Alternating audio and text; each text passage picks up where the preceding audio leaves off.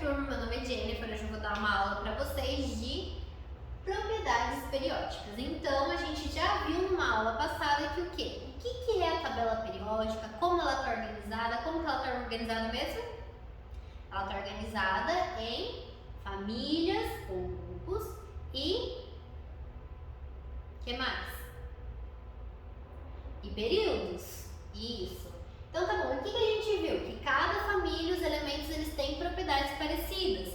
E é justamente o que a gente vai ver hoje. A gente vai ver 3 propriedades, né, da tabela periódica, que elas são raio atômico. Vocês conseguem imaginar o que é o raio atômico?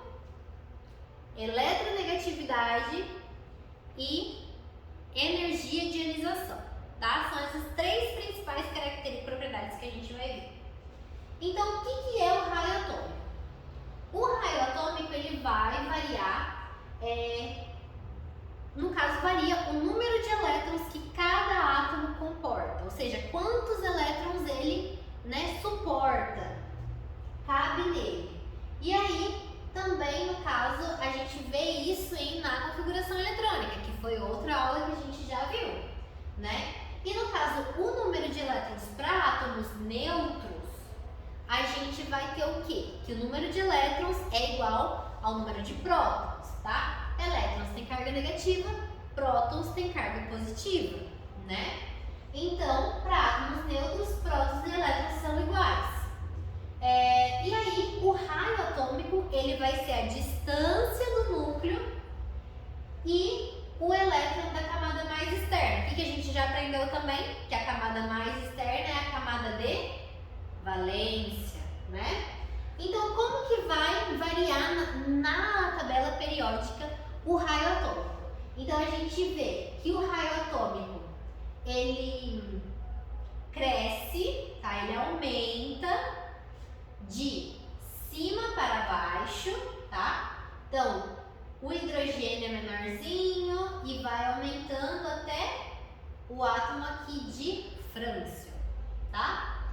E no caso, então ele aumenta de cima para baixo e da direita para a esquerda, tá bom? Então a gente vai ir aumentando da esquerda para a direita e de cima para baixo. Então, o maior átomo que a gente vai ter vai ser justamente o átomo de frâncio, tá? Então essa é a nossa propriedade do raio atômico. Eletronegatividade. O que a gente pensa de eletronegatividade? A eletronegatividade, ela é uma propriedade que é a capacidade do átomo de atrair elétrons para si, do núcleo dele, atrair aquele elétron mais distante, todos eles, ele vai atrair para si, ele vai querer eles bem pertinho dele. E quando a gente pensa nisso, quando a gente volta lá atrás, eu vou mostrar para vocês, mas enfim. Então, a eletronegatividade é a predisposição que o átomo tem para atrair elétrons.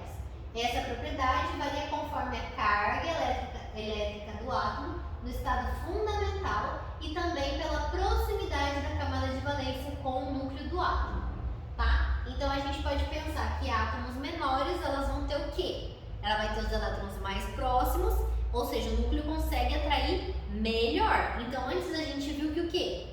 A gente viu o raio atômico, que aumentava de cima para baixo e da direita para a esquerda, tá? Para vocês, é da direita para a esquerda. E aí, o que a gente vê agora? Que a eletronegatividade, ela é o contrário. Ela aumenta da esquerda para a direita e de baixo para cima. Então, o nosso átomo que é o mais eletronegativo é o átomo de flúor. Então, que é o contrário lá do raio atômico, tá?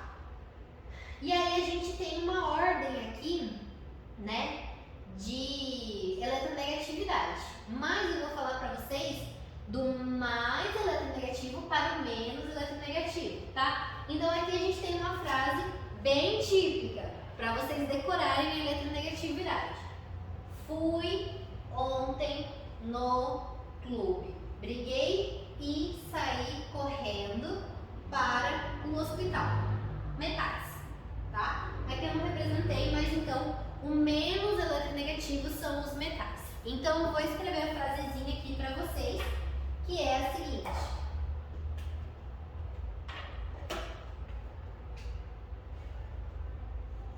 Fui com F de flúor. Fui ontem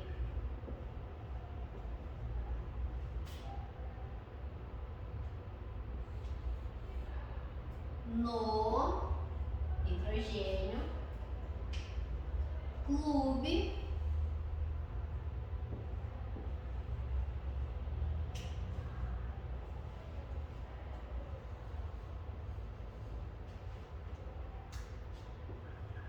briguei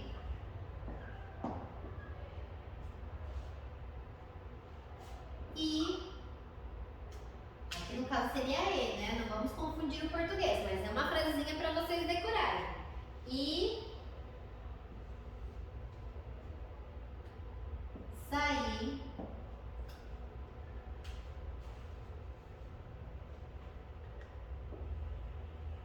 correndo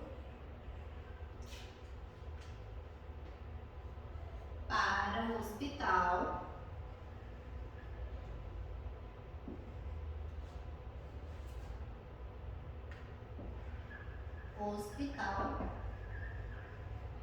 Metais, tá? Metais é o nome do hospital, tá? Então a gente pode ver flúor, oxigênio, nitrogênio, cloro, bromo, iodo, enxofre, carbono, fósforo, hidrogênio e por último os metais, tá bom? Então essa é a nossa ordem de eletronegatividade. E aí por último a gente vê então a energia de ionização. E o que é a energia de ionização? A energia de ionização vai ser a energia necessária para separar um elétron, ou seja, para remover um elétron do átomo. Então, conforme os elétrons vão sendo removidos daquele átomo, mais difícil, ou seja, maior é a energia que é necessária para ionizar ele, ou seja, essa energia aumenta, né? E ela vai variar também conforme a distância do elétron do núcleo, tá? E aí, então, o que vai acontecer? Vamos pensar assim, o elétron, ele é uma carga negativa, né? E a gente tem o nosso núcleo, que tem os prótons, que é uma carga positiva. O que acontece? O núcleo atrai os elétrons. Então, quanto mais eletronegativo for o elemento, mais ele vai querer aqueles elétrons perto dele, mais ele vai puxar os elétrons. E o que vai acontecer? Se você tira um, ele vai atrair mais. Se você for tirar outro, você vai precisar de uma energia maior. Então, o que vai acontecer? A nossa energia de ionização, ela vai seguir a mesma tendência que a gente observou para a eletronegatividade, tá? Então, a gente vai observar também que a energia de ionização ela vai aumentar da esquerda para a direita e de baixo para cima, tá? Igual a eletronegatividade. Então, revendo o que a gente conversou hoje, o que é o raio atômico? É a distância que tem entre o núcleo e o elétron da última camada, tá? Como que ele vai aumentar as propriedades do raio atômico? Da direita para a esquerda, de cima para baixo. Então, o nosso elemento com maior raio atômico é o elemento de Frâncio, tá? E a energia de ionização? É o que a gente acabou de conversar. É a energia necessária para remover um elétron e remover o próximo, e assim indo.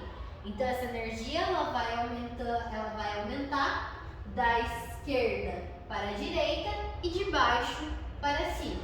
E a eletronegatividade, que foi o que a gente conversou, segue a mesma tendência da energia de ionização, que aumenta da esquerda para a direita e de baixo para cima, sendo que o elemento que apresenta maior energia de ionização e maior eletronegatividade é o átomo de flúor, tá? E vamos relembrar então a nossa frasezinha.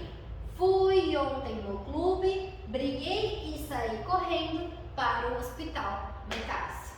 Isso é uma frase muito legal para vocês lembrarem, então, sobre eletronegatividade. dos átomos, né? Qual é o átomo mais eletronegativo e os subsequentes. E essa é a nossa aula de hoje, espero que vocês tenham aprendido e qualquer coisa vocês podem me perguntar, tá? E aí eu vou passar uma listinha de exercício para vocês resolverem.